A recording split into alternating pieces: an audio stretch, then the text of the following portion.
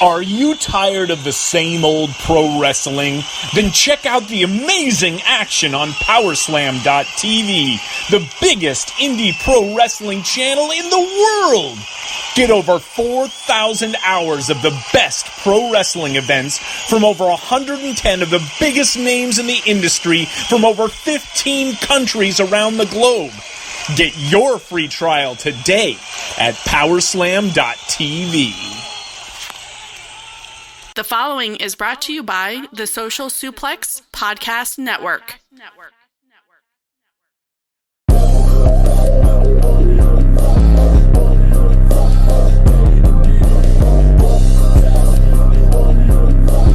Don't you want to sound rich?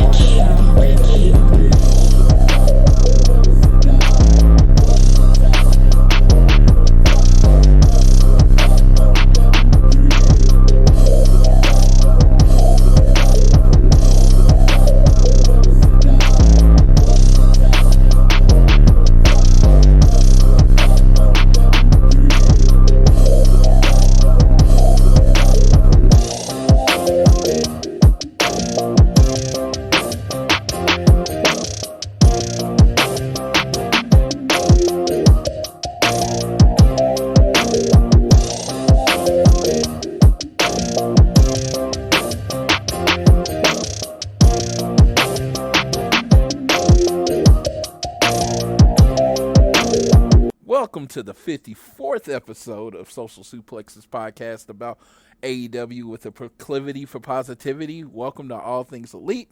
I am your host, Floyd Johnson, and with me today, back from a short hiatus, Miss Phoenix AEW herself, the happiest person on Twitter, the most positive person on Twitter, Amy. How are you doing today?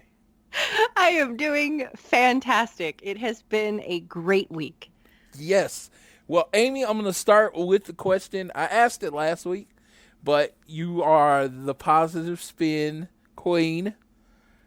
What are you doing? What positive things are you doing out of isolation to pass the time along?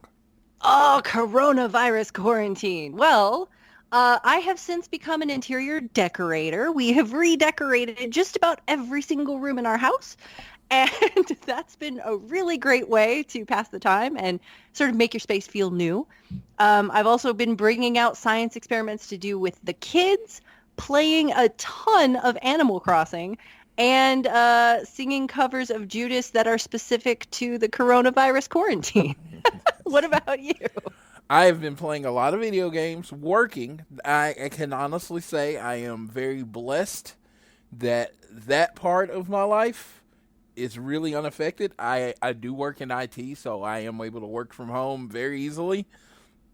So it's like, I know not a lot of people have that luxury, and to all of you, look out for yourself. I guess the stimulus check is coming. I just saw the news is actually on because it came on right after SmackDown. So I was like, oh, they got approved. So apparently help is coming. So hopefully. But for me, it's video games and work, and my wife getting used to looking at me. Because I don't know, most people don't know this. I do a podcast, and then I work like 60 hours a week. That's how I'm able to do all the wrestling stuff that I do. So she's not used to seeing me this much. We're actually in the house and awake before this about 8 to 10 hours a week. Oh, wow. That was it. That was the only time we were like in the house together awake. You know, a lot of times it's sleeping. We were both working every night. A lot of our time together is sleeping. Well, quadruple that. So I am loud, naturally. You might hear that in the recording. I generally turn my mic down so it doesn't come through as much. But I am a very loud person, and we live in a one-bedroom apartment. So, yeah, peace and quiet is not something she gets a lot. I try to do my best when I'm working to be quiet, but yeah. When I care about something and I'm excited about it, my voice raises about 4 octaves. And it's been that way since I was 5. Literally on my kindergarten paperwork, it says, Floyd is loud.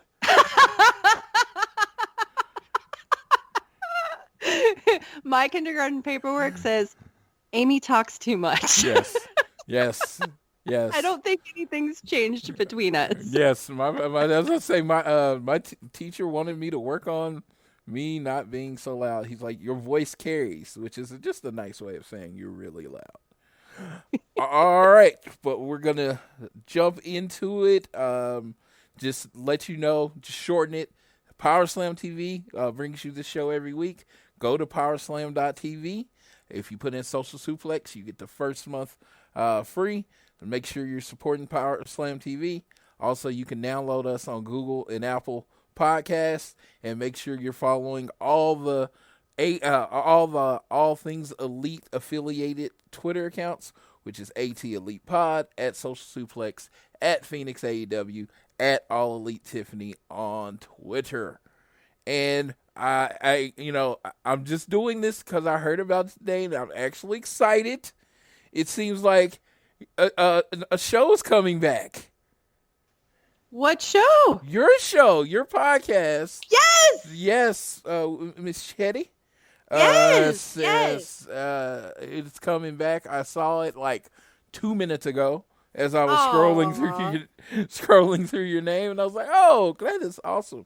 So I'm glad she's up to doing the show again. I'm very excited to hear what you got, because you're going to change it because there's no New Japan Wrestling right now.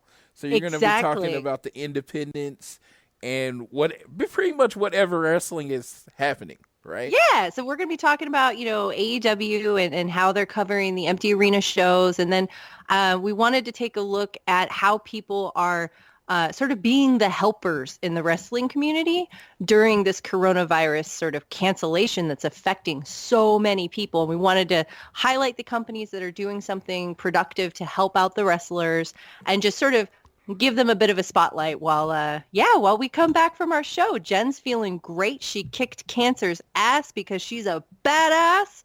Congratulations, Jen. And we're really, really excited to get back in the hot seat for Dragon's Den. Super excited to hear it. I'm super excited to hear you. Looking forward. With my tremendous amounts of free time, I've caught up on my podcast, like all the way, because I'm not used to looking at these walls. So I've been listening to a lot of podcasts. So I am looking forward to adding yours to the list. Well, thank you so much. Yes. All right. I think we're pretty much about to turn it over to you. But just to explain the big news of the week this week, Keepin It Strong Style, our sister show on the Social Suplex, they don't have a lot of they don't have topics because New Japan has been on a hiatus for a couple of months now. So they asked for topics to talk about, and I said, hey, let's throw out a little friendly challenge. Why don't your show, you fantasy book the best New Japan AEW show that you can come up with? Then on our show, me and Amy are going to do the same. I knew it was an Amy week, so I was like, get our New Japan expert on here with me, and we're going to compare. We're going to put our shows out there today, and then we're going to put out a vote and let you vote on the best ones.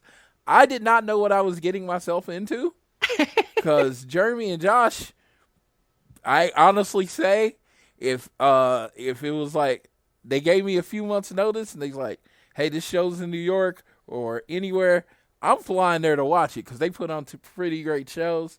But I realized I had to go at it from a different angle, so we're going to do that. So we're going to kind of go through AEW Dark and Dynamite fairly quickly, but pretty much the last half of the show, last 30 minutes of the show, are me and Amy going over our cards. We hope you look forward to it, or hope you enjoy it, hope you vote. Amy, take us through the show whenever you're ready. Awesome. Yeah, I'm excited about that because we all think about how great it would be for AEW and New Japan to work together. So this is going to be a lot of fun for us to book and go through. But first, let's take a look at AEW Dark this week. This featured Jake Hager versus Joe Alonzo, Natural Nightmare and Matt Sell, actually versus Matt Sell and John Cruz with Skylar Moore, SCU versus Sean Spears and All Ego Robert Anthony with Tully Blanchard, Kip Sabian with Penelope Ford versus Shug D, Colt Cabana versus Brandon Cutler, Sonny Kiss and Joey Janela versus Corey Hollis and Mike Reed. Floyd, were there any standout matches from AEW Dark this week that you particularly enjoyed? Yeah, on this week's show, I did like the Natural Nightmare match. CT and Dustin, you can see them starting the jail. They got a ways to go, I think, as far as the team, but you saw some combination moves that made them look good. It was good to see Skylar Moore again. We hadn't seen her since she did a like a dark match. It feels like a month or two ago, but and then let's see, All Ego Robert Anthony.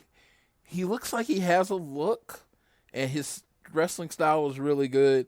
And let me tell you, everyone that you expected to win on these nights, Jake Hager beat Alonzo, Natural Nightmares beat Matt Sell and John Cruz. Everybody expected to win. It really did remind me of a WWF Superstars from the 80s. The only person I really want to talk about is Suge D or Sugar Dunkerton. Him and All Ego Robert Anthony both entered into the, Sean Spears Pick Me thing. So they picked me as a partner. So they played into that. His name's Sugar Duncan, and on Twitter, you should follow him because he's pretty funny.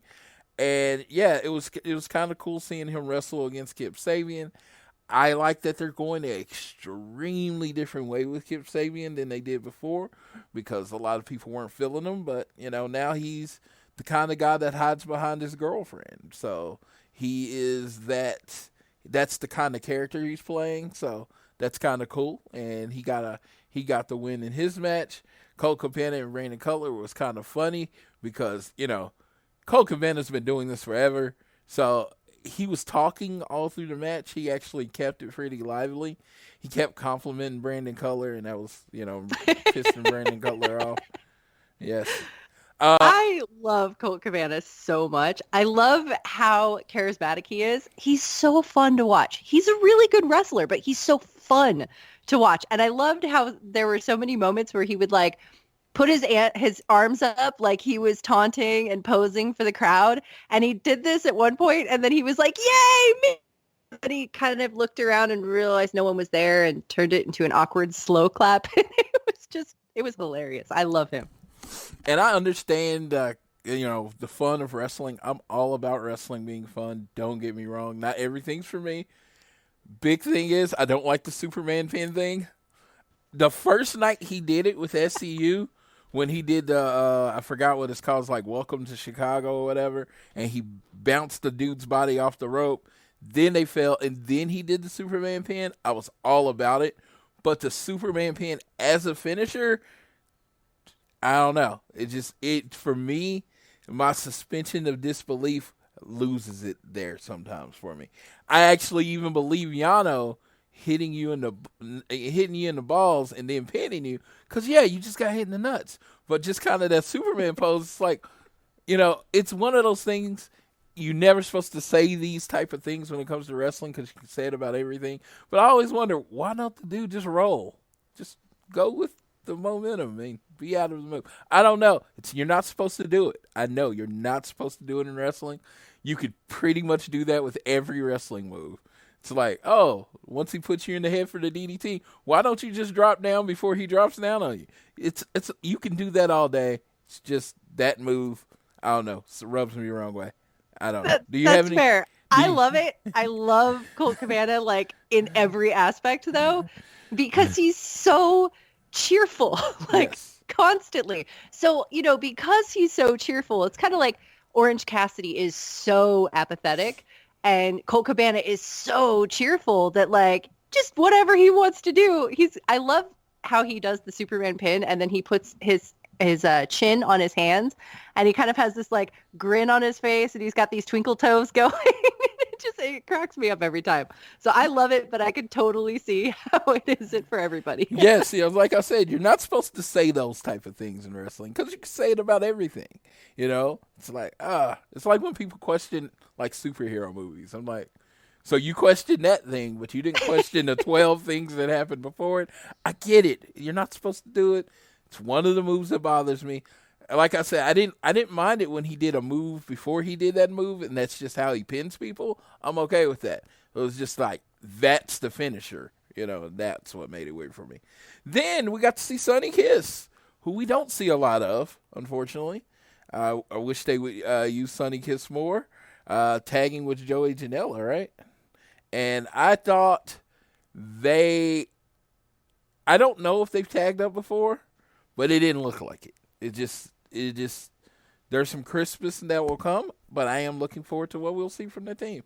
And that's my quick AEW Dark review. Because, like I said, everybody won that you thought was going to win. So it's like there was nothing. There were no 5-star classics. Like surprises. Yeah, there were no 5-star classics. Every match just kind of did what it was supposed to do. The nice thing about AEW Dark for this week, though, was that because everything is so uncertain right now with coronavirus, and because things are so locked down with the amount of people that you can have in a building, or, just the wrestlers who are able or comfortable or willing to travel right now. Because of all of that uncertainty, this was a really great way to both showcase some indie talents and also give those indie talents work. And this was coming right off the heels of Braun Strowman saying, that people were just bitching and complaining and whining for a handout, when the reality of it is that wrestling companies, from independent organizations to big companies, even people in WWE as well, are coming together to rally around the people who are dedicating their lives to wrestling, who are out of work right now and struggling a lot because of it. So because of all of the uncertainties of travel and everything else, it was great to see indie wrestlers get a showcase like this on AEW, on AEW Dark, and also get a chance to shine and maybe work for AEW in the future. Yeah, it was, the way Tony put it was perfect. It's one of those things that the big corporation, big company can do, big companies can do, and I can't say should do, but it'd be nice if they do it. I'm not going to spend anyone else's money. I always say that. So it'd be nice if they would do it and help people out like this. The thing with Braun, I like Braun as a wrestler. He to me spoke out of turn because wrestlers that can't work right now, and he's like, okay, maybe you're not in the right profession. So are people that work at call centers, people that cut hair, hairdressers, all these other people that are being, out of work because of this coronavirus. Should they all get new jobs too? Where does it end for him? That's all I ask. Yeah, it's fair, man. It's a difficult time for everybody. That's what I'm saying. It's just like, yeah, don't be a dick. You had a choice to whether to be a dick or not be a dick. You chose to be a dick. Have some damn empathy, dude. Yeah. Right. Absolutely. And yeah, so this was a great way of showcasing what that can do. And it's also been great seeing people like WWE, Mustafa Ali, donating to shows that they were, going to go to, or just, supporting for the wrestlers. And pardon me, seeing other WWE wrestlers talk about, buying merch from indie wrestlers. That's the thing, is that this is a small world. There's not a whole lot of professional wrestlers in the world, big or small. And for the most part, they know where they came from. And, with AEW, they're a new company, and a lot of these guys were fresh off of the indies. So that memory of experience is very near and dear to them. So it was really nice to see this as a way of taking an unusual and unfortunate circumstance and making something bright out of it. Yeah, and as that, go, if you can, if you have the income, if it's possible, go help Pro Wrestling Tees and your favorite indie wrestler out. Go to ProWrestlingTees.com. If you have an indie wrestler that you like, buy a shirt. But then at the end, they give you an opportunity to donate to help, because Chicago's on lockdown, so a lot of the people at Pro Wrestling Tees can't work. So if you want to go ahead and throw a little donation on there to help them out, that'd be great. Pro Wrestling Tees, I can tell you, just 100% changed my life from the moment I found out it exists. The first time I met Cody was at a Pro Wrestling Tees.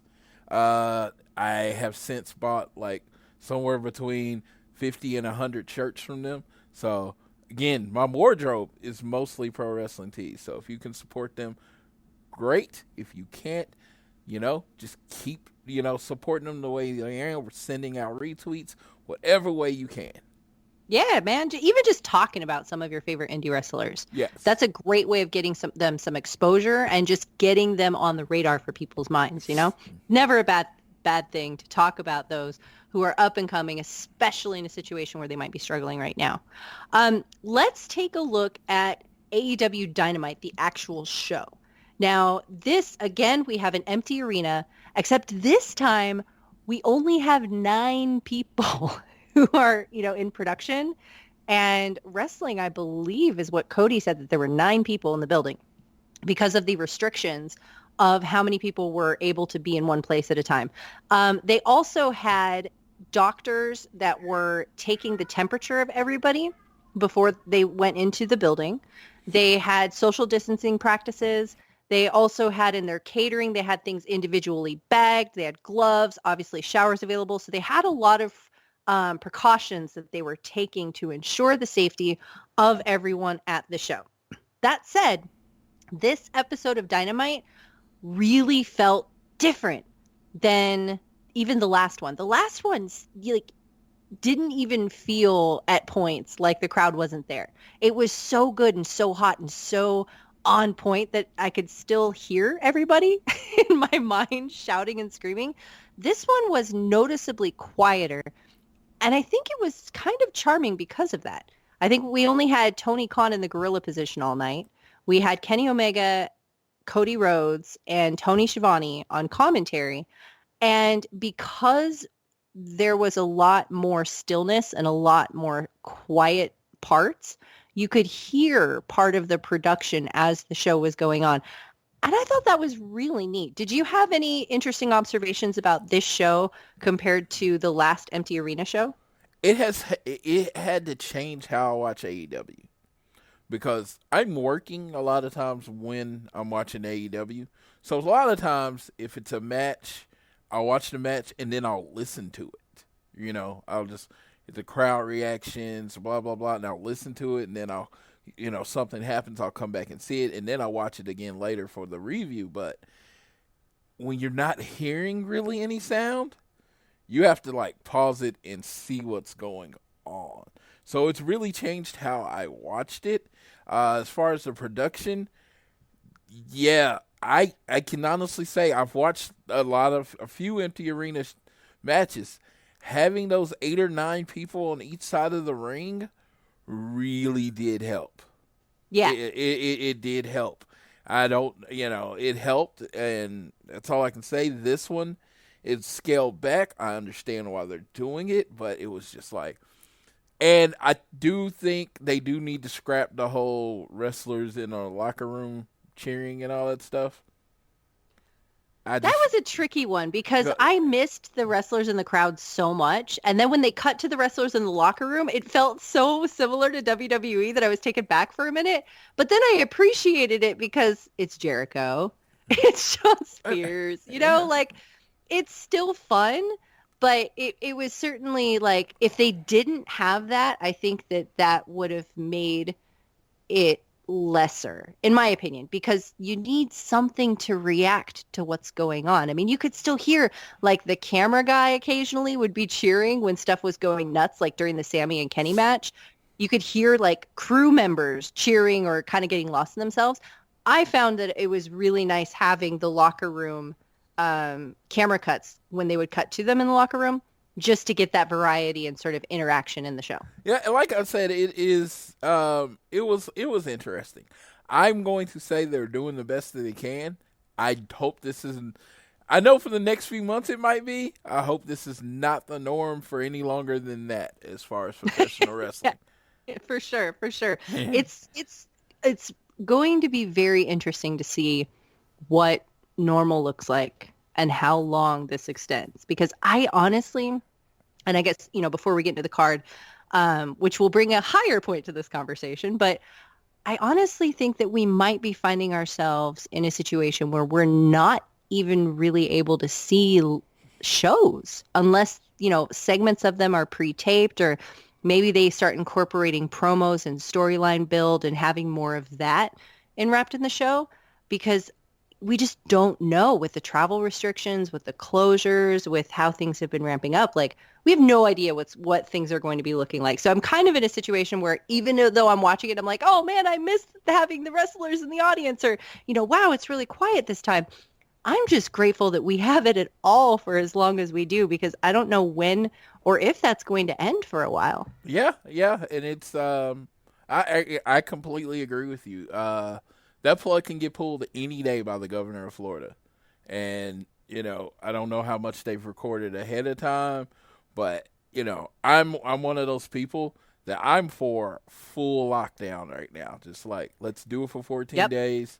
Why wait until August or wait until it gets worse? Why don't we stop right now? That's a completely personal Floyd opinion. But I'm always like, make the hard decision before you have to, you know what I mean? Just rip the Band-Aid. Yeah, just make the hard decision in May, not in July. You know what I mean? Yeah, just do it now. Yes. And then everybody stay home, like all across the country. Everybody do it at the same time. All stay home. Yes. Everybody go through the situation and then see where we're at when we come out the other side. My concern is this, and I know no one even thinks this far ahead, but I do. It is March, right? Temperatures are fairly moderate right now, right? So people that don't have a lot of money, can't afford heating in there, it's not that heat stroke season. You don't want to do this in the middle of June. Oh, gosh, yeah. No, seriously. Do it now. Do it now while temperatures are still fairly moderate, and people that have lower incomes that can't afford, heating, central heat and air can make it through it, as opposed to June. You live in a part of the country where it's hot as hell. Literally. Yes. Yeah, it turns into an oven in the summer. Actually around May, once we get to Memorial Day, we're already over 100-degree temperatures. And then by the time we get into June, July, and August, we are regularly at 109, and then occasionally at 115, sometimes higher. Like, it's dangerous. Yes. For sure. Exactly. That's what I'm saying. Do it now. Do it now. Do it in this next short period of time so people don't have to worry about that. I've been broke where I didn't have central heat and air in my life. Don't get me wrong. So that's why it's in my head. Yeah. That's why it's a thought that someone might not have. It's just like, we're kind of victims to that kind of stuff.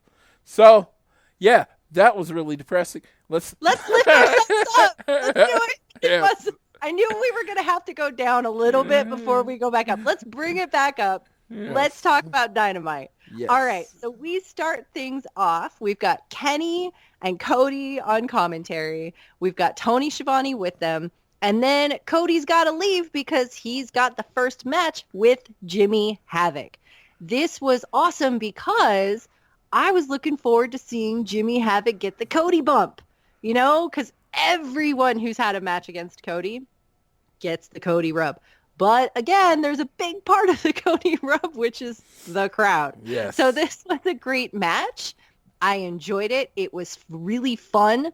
It was really fun to see Jimmy Havoc in this position. It didn't feel like the Cody rub match that I knew it would have been if we had the crowd there, but that's okay. I hope that we get to see them again. This was an enjoyable match as it was so far. Although I have to say my favorite part was when Cody had to take the weight belt off and he threw it, and then Brandy caught it and then got really excited that she got the belt. Yes. What were your thoughts on this? It's great. Brandy, it was funny. Brandy, announces him to the ring, and he's like, "Is this the first time a wife, announced her husband to the ring?" And of course not, because I think she did it in WWE. But the big part of it was when I think Kenny Omega yelled, he's like, "I think the fix is in," because he was kissing Brandy or whatever, and I thought that was pretty funny. I thought Kenny Omega is very awkward on commentary, and You can tell he's a person that does not like to talk.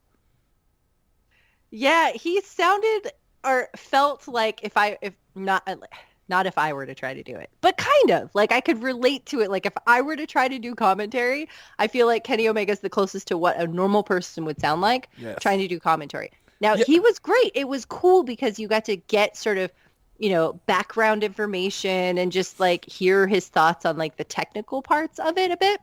It was really neat in that aspect, but it definitely was like, all right, man, you're like, okay, I'm going to be a commentary today. All right, let's do it. That's what it seemed like happened. It was like, hey, JR and Tony aren't making, JR and, Taz aren't making the trip. We need somebody on commentary. Cody's like, oh, okay, I'll do it. And then Kenny, it was like, but we need someone out there when Cody's actually wrestling. Well, Brandy's, who probably would have filled in pretty nicely, she's doing the announcing. Kenny's like, well, shit, I'm an EVP. I'll do it. Whatever. And then he just did the best he could. Everyone was pulling double duty that night, man. It was crazy. Which is awesome. This is so, so awesome. It's the feel, and hopefully in 10 years from now, they'll be all super corporate and everything and successful. But right now, it's just what's endearing about AEW. It is even though it is being ran by, billionaires, don't get me wrong, but there's still a homegrown DIY aspect to the show. Oh, totally. That makes you like the fact that everyone has to do everything, and it's just, that's pretty cool. I actually felt that a little bit when I watched SmackDown, and you had Triple H on commentary saying he had to run to the back, then he was doing the camera, and then he was on commentary again. It was just like tough times, you gotta adjust. Yep, absolutely. Well, and they did a great job. The match was great. They did the commentary for it. They got through it. It was fun. It was fun in how different it was. It was fun in how endearing it was. And like you said, it is sort of a DIY aspect. This is totally uncharted territory for everyone. So to see how they're doing it is really interesting. Yeah, and Cody and Havoc put on a really solid match. I don't know. It's like I said, it's a part of Cody's gimmick to play to the crowd. He didn't really have that, so you can tell something was a little bit missing, but it was a good match. It was fun, absolutely. The next match, though, we had Darby Allin and Kip Sabian. This one, for me, was a lot of fun. First, you get really good music with Darby Allin, and then having just heard Jimmy Havoc and his music and Cody's music, like, this was a great night for entrance themes. But this was neat because, as they mentioned on commentary, we also had Darby and Kip being sort of the freshmen of AEW. These are two guys who are going to be homegrown stars of AEW. Obviously, they had a career on the indies. Obviously, they are well-loved within that. But for so many of us, they are new to us through AEW, and they're growing. We're growing with them as we watch them. So this was a really fun, I think, well-paced and evenly paced match between the two of them. I had a blast watching it, and I loved that Darby came out on top on this one, and that we still got to see some interaction with Penelope on it, too. Yes, I thought Darby is, especially the opening, vignette where he hates the Inner Circle, that is good. That is continuing that storyline. I love that.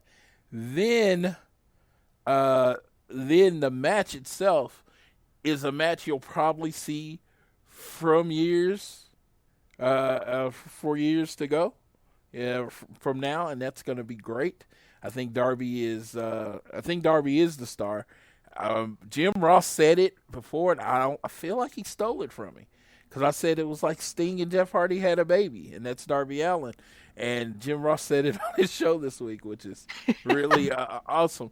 And then, because he's been in this for longer than I've been alive, so the fact that we're on the same wavelength, that works. And then Kip is one of those people. I don't think he's knows who he is yet, and they gave him now with him and Penelope working together, it's going to give him a personality. The thing about it is, I do think because he's British, a lot of things more he does is a lot more subtle, and that does not come through on American wrestling. Yeah, but I think that the more that we see him, the more we get to know him and sort of rally behind him. Because he's now, and that's what I was saying. He's now playing a character. Like, before, we didn't know what his character was. Like, a lot of people didn't know what his character was. Now he's playing a character that we are familiar with and we know to hate. This is true. Like, before, you didn't know whether to love him or to hate him. Yeah, no, absolutely. He was kind of cocky, but he had a whole bunch of Harry Potter references. So I was like, well, you're kind of cocky. I don't like that. But Harry Potter references, I love that. You know, you didn't know which one, you didn't know what way to go. And that's the worst thing to be in wrestling, where you just kind of feel neutral about someone. Make me hate you, make me love you, but make me do something. And then now he's playing this kind of sniveling boyfriend type thing. Then he's still making the Harry Potter references, love the move, the time turner. And it just seems like his character is coming together now. Absolutely. Well, and it's fun to watch. I actually really enjoy watching him come out now because, like you said, you kind of get a feel for who he is as a character. Yeah. And so, when he comes out, you're like, all right, cool. Especially with the dynamic duo that he's got. Yeah. My favorite thing about this match, though, like complete favorite thing, is that this match, even though it may quietly, in the realm of history with AEW, with as many explosive matches as we have, even though it may fade into the background of that, this is going to be one of those matches that we are going to call back to in a year or two.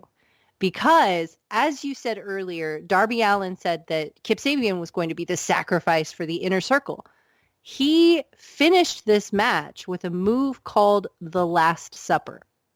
As we know, he had a match with Jericho that he lost in, but really got him over after he had already gotten over with his match with Cody.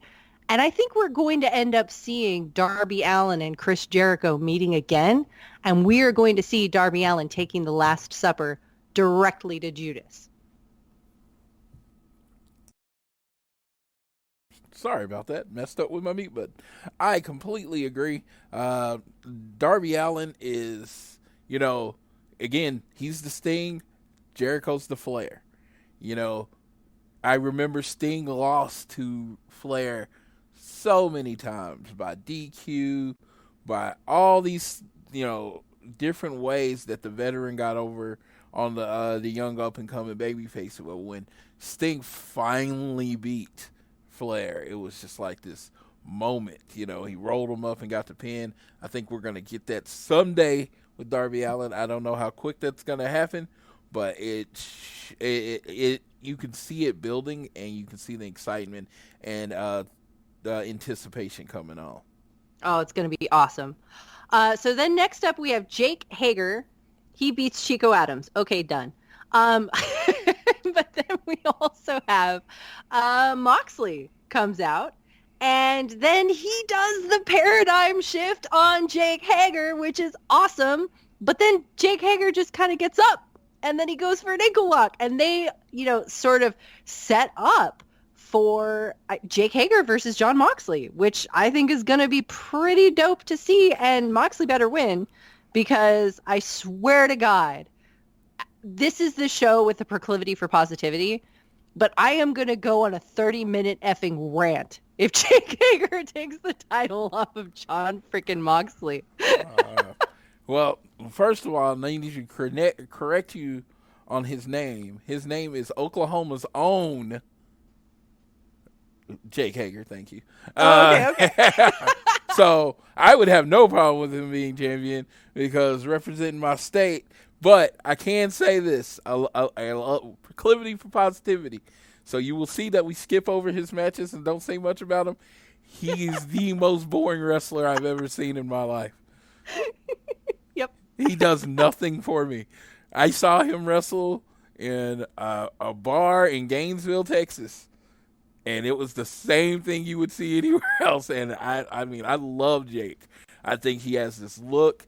And what they've done with him in AEW as far as the Quiet Assassin, he is not a person I want to see wrestle a 30-minute match. Never, not ever. I just does nothing for me.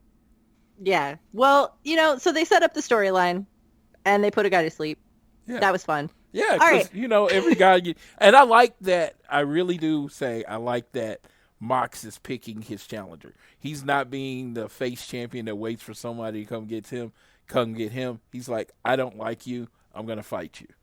Yeah, well, and he's also taking on intimidating opponents. Yeah. Jake Hager is so far undefeated, and he's been talked up a lot with his ruthless aggression, with his mixed martial arts background. So, it's interesting to see that Moxley is like, not only am I not going to wait for somebody to challenge me, but I am going to seek out the ones that are the most rough opponents to go up against in the inner circle. Yeah, definitely. He's like, that's the big hurt. That's the enforcer. That's the person that is going to block him from, beating up everyone else. So I'm going to get rid of you first. Yep, absolutely. Well, and then next up we had the match so both of these matches, we had Jake Hager showing, that he's a strong guy. Okay, great. He's a rough guy. All right, got it. MMA, UFC, got it. Next one is also a chance to showcase the strength of someone, and that is the Exalted One, Brody Lee, making his in-ring debut with AEW against QT Marshall. Now, we all knew how this match was going to go. Obviously, you're not going to have the Exalted One lose their first match, and certainly not against QT Marshall. But I still really enjoyed this. I enjoyed the power that we got to see from Brody Lee. I enjoyed that he felt like a huge, dominant, imposing presence. And I also really enjoyed that we got to see some of how he's fitting in with the Dark Order through their video packages. Yes, so a few things about Brody Lee. First of all, if this week, if you have time, or if you haven't listened to it yet, Chris Jericho, he's on the Chris Jericho podcast. I listened to it today. Very informative. I never heard him just being himself, and it was a very informative, fun talk. He's a very well-spoken dude. It's just kind of cool. Second of all, the vignettes. AEW's catching some heat on this week, Amy. He Achoo! Oh, I'm so sorry, Floyd. Yes. I had to sneeze. Why Oh my would you gosh. do something like that? How could you sneeze? I'm so sorry, Floyd. I'll never do it again. Yes. Mr. Brody Lee seemed to be doing a parody of Vince McMahon. That is one of the more common things that people always, like, you've heard from different wrestlers. One of the weird things about Vince McMahon is that he does not like people to sneeze or to allow himself to sneeze. He thinks you should be able to control it, which is interesting. Yeah, of course. Yeah. Of course you should be able to control that, Yes. any bodily function. Yes, you should be able to control it. I don't know how that works, but that was funny, and he was eating a big steak. I don't know if he had the ketchup, because Vince McMahon eats ketchup on his steak. People are entitled to do their own things, and that's fine. Normally, I would follow this up with I won't judge, but I am judging the hell out of everyone who eats steak with ketchup. I'm sorry. You're still good people, but, that's whack, dude. Yeah. I'm sorry. Yeah, let me tell you, I grew up in a house where my dad liked his food well done. I didn't even know how to eat steak until I was older. So to mask the burnt steak that I had to eat most of my life, I used ketchup on steak. You know what? I did though when I was a kid for the same exact reason. Yes. So as I got older and got to pick how my steak came, and it came medium and it came marinated with the au jus, I very rarely even use steak sauce. I'm just Me like, either. I just like the flavor of the meat. So I don't never going to tell anybody how to eat their food. However you Aw. consume your food is how you consume your food. But this was a hilarious parody. It was great. Yes, It this was is a great. hilarious parody. And how upset it got fans of the WWE was even funnier to me. Yeah. So I gotta, I guess, take a caveat here, which is that I got super annoyed about, not super annoyed, I didn't like get really offended, but I was like, I see you NXT and Chelsea Green with your, manager dorky sidekick that looks exactly like Tony Khan. And I hear you WWE fans when you go, that's not supposed to be Tony Khan, even though it looks exactly like him. He's got the same glasses. He's got the same hair. He dresses exactly like him. Totally different character. Right. Sure, buddy. Okay, Jan. Wow. I never gotta- put... You just all blew my mind. I've never even put two and two together. Well, I got to eat my words now, though, because Brody Lee is pulling Vince McMahon, and I thought that was hilarious. So I guess at this point, I got to be like, all right, each of our teams, we can poke fun at the other, and that's fine. And that's the whole thing. This is a part of the wrestling thing. I mean, there have been so many characters WWE has created to make fun of other people. So it's just like, what's good for the goose is good for the gander. I sound like I'm 60 years old because, who uses that statement anymore? All right there, Sonny. Yes, who uses that statement? Like, as I was saying it, I was like, damn. Get I'm off old. my lawn and stop Yes, your damn yes, sneezing. Yes. All right. I feel like Clint Eastwood. Yeah. Badass. Yes. All right. But QT did his thing. Brody Lee was gonna go over. That was the thing. I do like that he starts in the super Sister Abigail hold, and then throws him up, and then does his lariat. It's a playback to when he was a part of the Wyatt family. I love it all because the one thing I do love is when they acknowledge, Yes. people's past. Absolutely. Just like when Kenny does the Kamigoye, like acknowledging where they came from, that they didn't just exist out of a vacuum all of a sudden in your company. Like they have a rich and layered, deep history. And I think that's great to acknowledge. Absolutely. What was the next? Oh, the match of the night. Yeah, the next one was such an awesome match. We had the AAA Mega Championship, which I like to call the AAA Omega Championship, obviously. And this was Kenny Omega versus Sammy Guevara. This, to me, was already going to be exciting because I've seen both of them in AAA, and they are both spectacular in that environment. So to have them fighting for AAA's championship with this, crazy lucha style and an atmosphere that's sort of a part of that championship for me was already great. But they put on a clinic. This was awesome. This was a crazy good match that will stand out and will stand the test of time, I think, as one of Sammy's best matches in AEW so far. And of course, he got to have it with none other than Kenny Omega. This was freaking awesome. Yeah, I just, it's one of those matches that I do think if there was a crowd, more people would have been talking about because they would have been on their feet this whole match. Oh, hell yeah, dude. Sammy Guevara is pretty freaking amazing when it comes to the graps, and he's one of the pillars of what you're building the company on. Him, Darby Allin, I would say are the two biggest pieces of what the future is other than the Hangman. So I just like him. He keep coming out against these big wrestlers, having amazing matches. It's just going to continue to build up his following. Absolutely. And, like I said, we got to see some of the high-flying maneuvers from Sammy Guevara. We got to see a bit of the brutality as he was viciously attacking Kenny Omega's injured right hand. And we also got one of AEW's most memeable moments out of this match, which is that Sammy Guevara had cartoon-drawn caricatures of various people sitting in the chairs.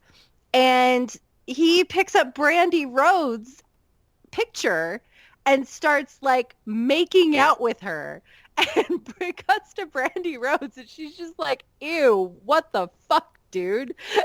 And that face that she made, oh my God, was absolutely hilarious. And then immediately started taking off on Twitter, being used in all sorts of situations to sort of signal your disgust or, questioning what in the world someone is doing in this moment. It was fantastic.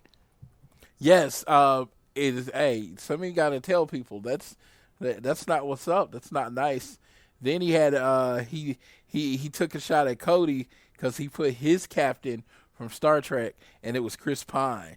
It was the new Star Trek, the new one, and that was a shot at Cody because Cody's Picard. That's where that came from. I was trying to figure out why he was talking about Star Trek. Yeah, Cody's a Picard guy all the way. Yeah. So it was just kind of funny that he took that shot at him and then had his wife in the a picture of his wife. So he took 2 shots at Cody. So that's kind of I thought that was kind of awesome. Maybe we get another Sammy G Cody match soon.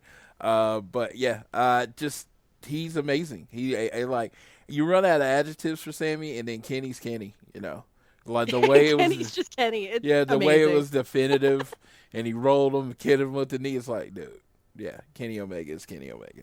So absolutely. Yeah. Yeah, so of course Kenny wins, but it was still a great match, and Kenny is the reigning AAA Omega champion. And then we get Chris Jericho coming out.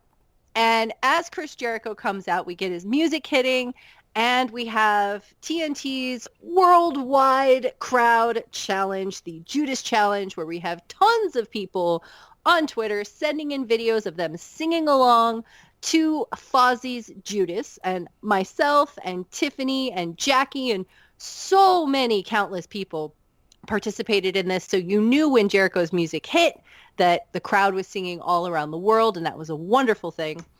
And he comes out and then cuts a promo on a freaking drone. It was so hilarious. He is asking Vanguard 1 to join the inner circle, and then Vanguard 1 declines by flying away, and my favorite moment ever is, "You get back here, you son of a bitch!" from Chris Jericho.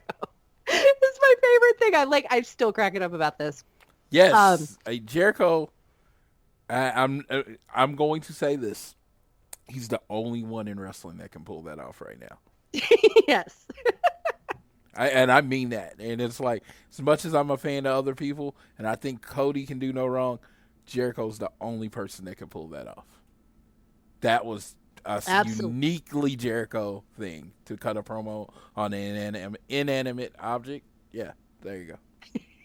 It's so good. Well, and he has since been doing this on Instagram as well, where he cut a promo on his Roomba. So it's been fun. I'm curious to see what other inanimate objects Jericho will cut a promo on. In any case, after this, Matt Hardy finally appears. We have the beautiful music from Rebby Hardy with Mikey Russ's guitar. And then we get this really cool teleportation thing. Like, I was totally blown away by this. I've seen tons of teleportation things, with wrestling, where they cut the lights and then suddenly, bam, there's somebody in a new place. The craziest thing about this was that they did the sort of red screen to kind of cut the first one, and then they kept the camera rolling while he's flying around through the ring. And I know there's camera tricks. I get that. But, first of all, Tony Khan was the only person in gorilla position that night. So massive props to him for pulling that off. Second of all, that said, I refuse to acknowledge that was a trick of cinematography. That was Matt Hardy flying around that arena, and it was freaking awesome. It was, and I love that Matt Hardy called it magic. He said, "I am magic." People try to get away from that word. No, it's magic. He is magical. Yep. Boom. Absolutely. Part of character. Damascus broke Matt Hardy, and now he's magical. I love it. I personally love this segment and the whole thing. I've heard a lot of people that were turned off by this segment, And I must say, to each their own. You are all welcome to your opinion, and not everything in wrestling is going to be for everybody. That's all I got to say about it. But I was thoroughly entertained by the end of this, and it's funny because I saw some people saying that this wasn't, taken well, but everything I saw was very positive on it. I don't know. You see a lot more of Twitter than I do. I try to be active, but not as active as you and Miss Tiffany. So what did you see? What was your overall experience with the reaction for this? It was definitely a mixed bag.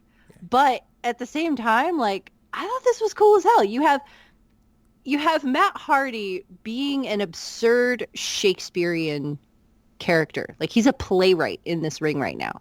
And I found myself at one point during this just I burst out laughing because it was so absurd and so ridiculous. And maybe that's the thing that turned people away from it. But I found it really cool in just how crazy this was.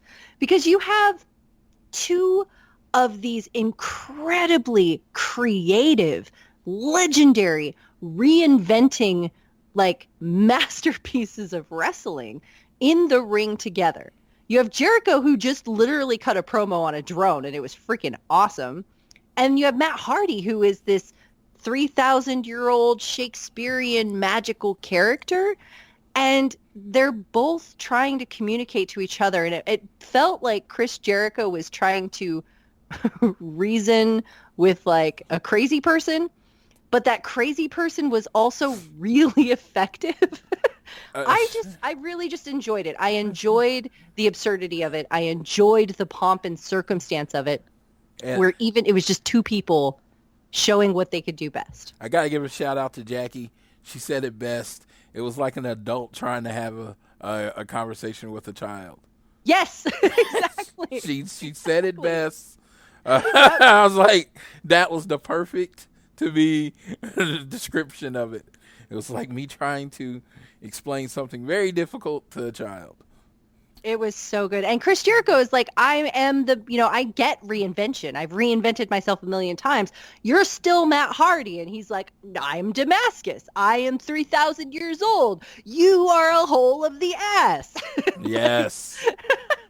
And, it was so good. It was so good. I actually want to rewatch it after we get done with this. And again, I understand that it was so out of left field that people would be like, what the hell is going on right now? But to me, part of the what the hell is going on right now was actually its charm. I loved it. Yes. And I can, the one thing I did hear that I can give some kind of credence to is that what AEW has presented, this is different than that. But so is Matt Hardy. So is Matt Hardy. I mean, it's just just enjoy it if you do. I don't know what to tell you if you don't. I mean, I want the company to grow, but I don't want it to grow at the cost of its soul. I don't want it to grow at the cost of it being what the intent was, which is it being original and it giving the wrestlers a chance to create and do their thing. If we just become another, focus group, no, people don't like this, let's, do this and stick to this straight script, it's not going to be something I like anymore.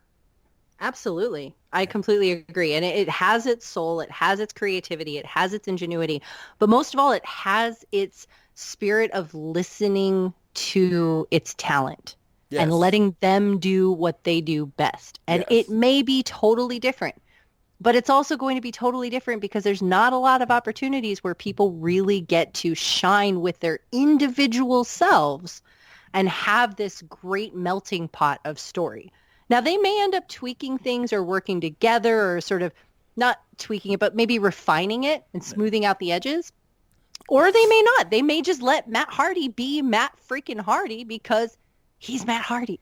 Let him do his thing. And that's what I want. I want full Matt Hardy. Me too. Absolutely. Speaking of promos real quick, though, we got to talk about this because I forgot about it as we were moving through the card, which was at the end of Cody and Havoc at the beginning of the show. We had a promo vignette with Jake the Snake Roberts about Lance Archer. And once again, this furthered that feud between Lance and Cody.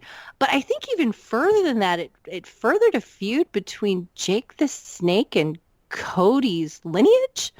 I'm not very well versed in this. I think it's lordsofpain.net had an article that went through the backstory of Jake the Snake, Dusty Rhodes, and that whole era, which I'm going to have to read because I feel like Jake's promos on Cody are filled with these subtle but very powerful, nuanced digs at him, at his lineage, at sort of the crown that he wears as Caesar, for AEW.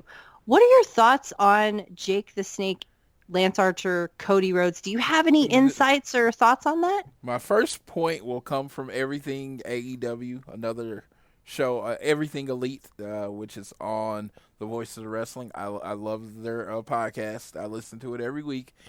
They said Jake knows how to get himself over. He's never been in the managerial role, and his promos are more about him than they are about Lance Archer. Lance Archer comes off more as a tool for Jake Roberts' revenge, or him taking. They said they were. The big thing is he considers himself one of the greatest minds in wrestling history. And they were looking for elite talent, and he said that he never got a phone call. So this is coming from a slight, and he doesn't feel like his dad, Dusty, respected Jake. And Arn Anderson gets more love than Jake. And that's what he's saying. Everything that has to do with Cody, everything he surrounds himself with, kind of like they should be paying respects to who Jake is. Yeah, it's going to be really interesting to see how this plays out. And honestly, if they do have Lance Archer as the murder hawk to be the dangerous tool, because we've seen the Butcher and the Blade be hired guns, but we've also seen the Butcher and the Blade fail at what they were hired to do. So if we have Lance Archer come in and he is fierce and he is athletic and he's huge and he's foreboding and powerful, I think that could be very much a dynamic duo, especially if it ends up wrapping into some really detailed and rich storytelling. Yeah, I wanted to I've said it. I want this to be a little longer of a storyline. Cody's storylines build to one big match and then you don't hear about it again. I hope that doesn't happen this time. Yeah, especially with so many other players in that, if they really do dig deep into his family lineage, and you've got Arn Anderson, you've got Tully Blanchard, you've got all of these people around, I think that there's a lot to play with there. Yeah, there's definitely a lot to play with there. So next week, we don't have anything announced yet. As Lance of now, Archer's wrestling. That's it. Yeah, except Lance Archer's debut. I don't know if we're really going to have a show next week. We have no idea what's going to happen. As far as news develops, this is literally a day-by-day increase, and things change on a daily basis. So we don't know really what's in store. We do know, however, that next week's Dynamite falls on April Fool's Day. So that should be pretty interesting, all things considered. I'm curious to see if they have anything planned for that. But I think that is it for our coverage for AEW, for AEW Dynamite, for AEW Dark. Now we have Keeping It Strong Styles AEW/New Japan Fantasy Booking Challenge. Floyd, do you want to go down your card first, or would you like me to take it? I would like you to take it first. Go for it, and then we can end with mine. All right. So I will say before I start this that I had a very difficult time doing this. I was making changes while we were recording this show. And the first challenge that I had was that I wanted to book Will Ospreay for like every single match. So I'm going to go with the card that I actually booked. Okay. And this is a card, not necessarily one that really fits New Japan's standards or really fits like title runs or anything like that. What I ended up doing to make this easier for me was I just booked a show that I wanted to see. And I hope that a show that I want to see is a show that you want to see. So with that out of the way, the very first match that I have is Ospreay versus Phoenix, because I think that would be badass. I think both of them are high flyers. That would be insane. It would be jaw-dropping and incredible, and it would just be magical. Take all my money now. I just want to see it like so bad. You just got me. You got me in the door with that match. Ospreay and Phoenix. Yeah. Let's freaking go. You sold the ticket to Floyd first. There we go. All right. So we've also got Tanahashi and Ibushi versus Kenny Omega and Hangman Page, because you have to have that. They have so much story between the Golden Lovers, but also Kenny Omega and Tanahashi. So that would be a match that would be rich with frustration, with years of aggression, with heart and storytelling. It would be brutal and heartbreaking and amazing. I also want to see Okada versus Pac. I think that would be badass, because Pac would be athletic. He would be intimidating. He would be brutal. And Okada would be amazing in that match. I feel like this would be an interesting match that I would love to see. This is kind of an outlier. Taichi versus MJF. Now, I know this is a heel versus heel match, but Taichi is such a chicken heel, and MJF is such an arrogant heel, that I think that this would actually just be hilarious to watch. So I want to see it. I've got Hiromu versus Darby Allin. I've got Zack Sabre Jr. Did you say Hiromu versus Darby Allin? We both had that match. Do we? Yes. Dude, they're both crazy. Yeah. Hiromu is insane. Darby Allin is insane. This could be so much fun. Like, so much fun. The next one I've got is Zack Sabre Jr. versus Jake Hager. The reason for that is because I was trying to find somebody who would fit well with Zack Sabre Jr. And I think that with the mixed martial arts fighting, that this could be an interesting predicament for Jake Hager and could make for a great match. Ishii versus Jon Moxley, their G1 match was my favorite of the G1. I want to see it again. Naito versus Jericho. Young Bucks versus Jay White and Kenta. We've got Bullet Club and Elite Rivalry. We've got New Guys versus New Company, and a lot of arrogance in the ring there between the both teams.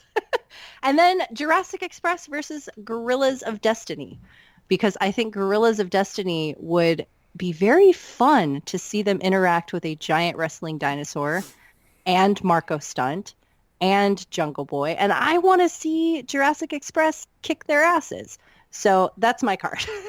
That is a great card. I would be excited to throw my money at that. Oh, I've got one more thing there, which Keeping It Strong Style said that since this is a fantasy booking thing, that Will Ospreay is crazy enough that he would probably wrestle 10 matches in a row. So after that show was over, I really wanted to see Kenny Omega versus Will Ospreay. So I'm just going to throw that in there as the cherry on top of a perfect show. All right. You know what? This is a tough act to follow. Jeremy, Josh, Amy all put together great matches, great shows that I would love to go to. Jeremy and Josh, they put on perfect Wrestle Kingdom shows. I wanted to say that. They did. So they did. I was like, man, they ended strong. That's exactly. Well, I was at All In, and All In is the spirit of AEW. So I put together my show in the spirit of All In. So you might not see some stuff that you might thought you see, but let's see. Let's see. Josh took to naming his show and the city, so I decided to do that too. The show would take place in, of course, Schaumburg, Illinois, at the Sears Center Arena, because where else would a big AEW show happen? And it would be called All Out 2: The Forbidden Door. Love it so much. That's great. Yes, so that I would start with the pre-show match. It's going to be a 6-man gauntlet.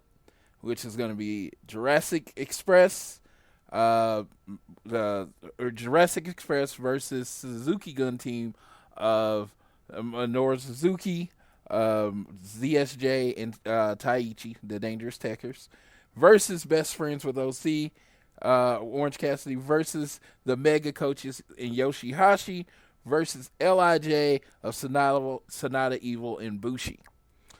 Then my first match to start off the card, of course, in the spirit of AEW, you got to start off with a hot tag team match with flying everywhere. We're going to start off with Roppongi 3K, Proud and Powerful, ELP and Ishimori, and Private Party. Just go and let them tear it up, get everybody started into the match.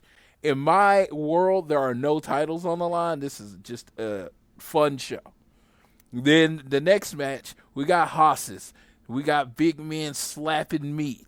We got Tomohiro Ishii versus Jimmy Havoc versus Goto versus Archer. Fatal 4-way match. Go out and kill each other. That sounds dope, dude. Yes. And because Jeremy threw a women's match on his, I was like, who would I want in mine? I want Nyla, the AEW champ, Mayu Iwatani, the Red Belt champion from Stardom, B. Priestley, and Rio, because both of those two wrestle kind of both of them at times. So all fatal 4-way, go out women, tear it up.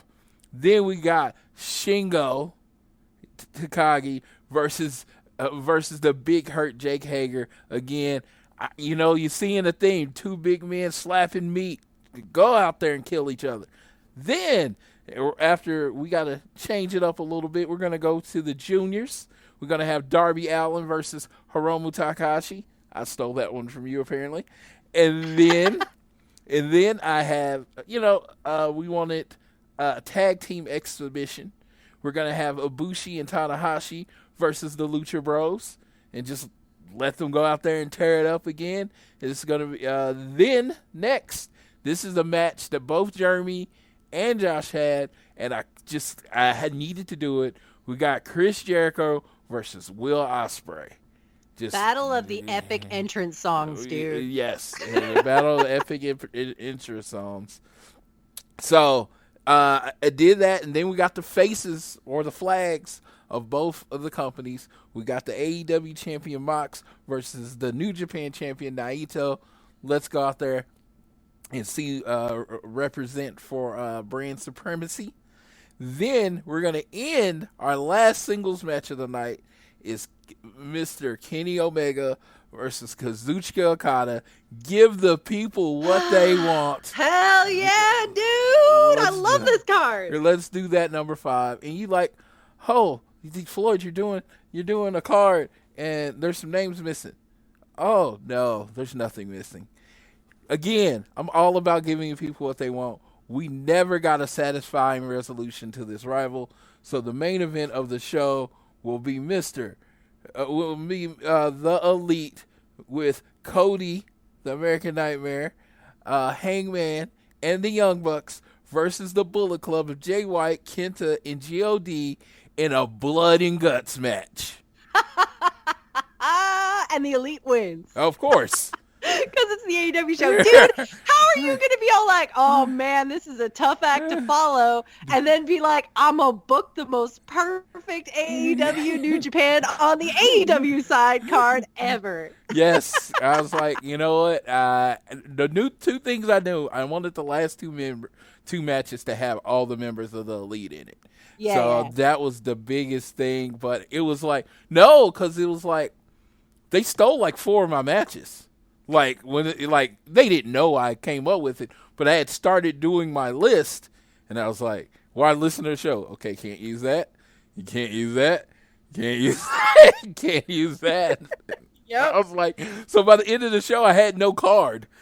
I think the only thing I had was Darby Allin versus Takahashi. That was the match that literally I was like, I want this to be on my card, and then so. Yeah, they went ahead and got it. So, yeah, that was it. That is perfect. I got to figure out the reordering on mine because it was hard enough to find, the matches. But I love that you have the pre-show put out there too, and that you thought about, the kickoff with that hot tag match.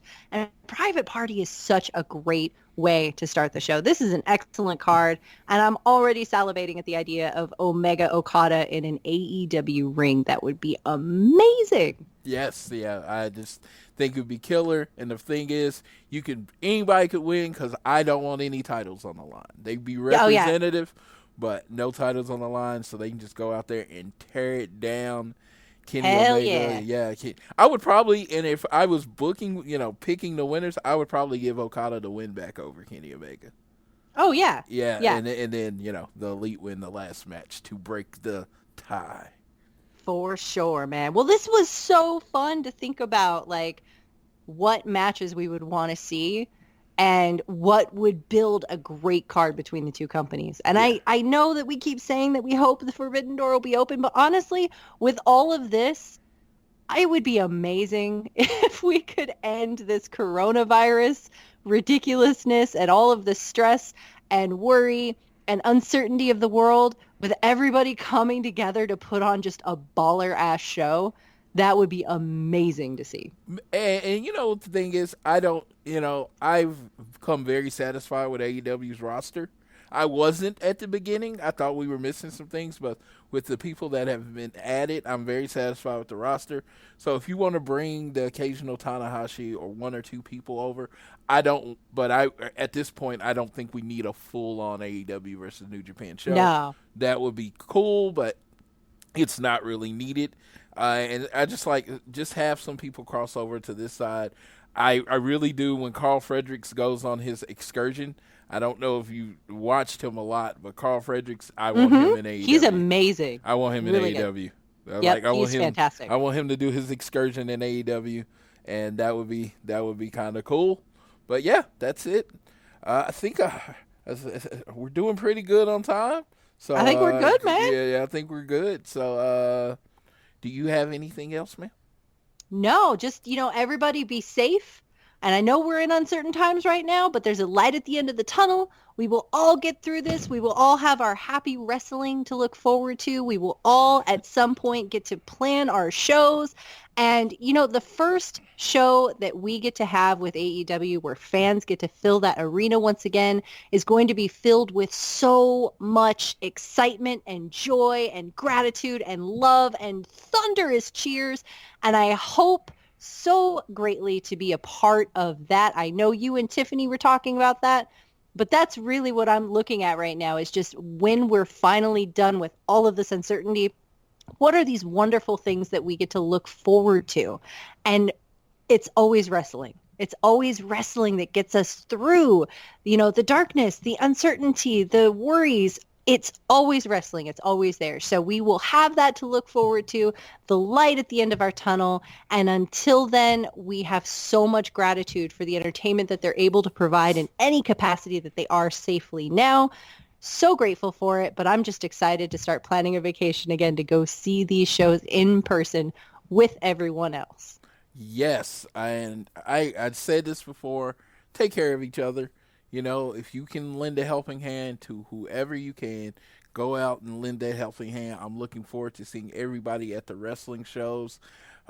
Keep your thoughts with me Tuesday. That's the day I was supposed to leave for WrestleMania, which I am not leaving. So I'm probably going to be in the closest version to me not being in a good mood, which is, still probably pretty cheery for most people. So, but that's the realness. Tuesday is going to be all of this and all the change, but that's the real day, the day that I will not be getting on a plane to Tampa to see the other Social Suplex people and watch wrestling shows all weekend. So just know we are all with you. Our thoughts are with you. Make sure, I forgot to say this, I didn't want to put this here, but make sure that you're following Keeping It Strong Style and at AT Elite Pod, because we will be posting a poll and we're going to vote, and I want to win. So how we win is you go vote for my card or Amy's card. And I don't care if it's me or Amy, just one of us needs to win over one of them. One of us. Okay. One of us. One of us. All right. Maybe they could have which one would you want in Japan and which one would you want in the U.S. Yes, definitely. I mean, like I said, they booked the perfect Wrestle Kingdom They card. did. They really did. And I tip my hat to them. Josh did the best of getting everybody on the card because he did a 30-man battle royal at the beginning of his show. So Josh wants to murder Orange Cassidy is what Josh wants to do. Yes, Josh definitely wants to murder Orange Cassidy. And I don't know why, but it would be a very entertaining match. It would be. All right. But just remember, we're with you. Tweet us. Let us know what you think about the show. But always do your best to be elite.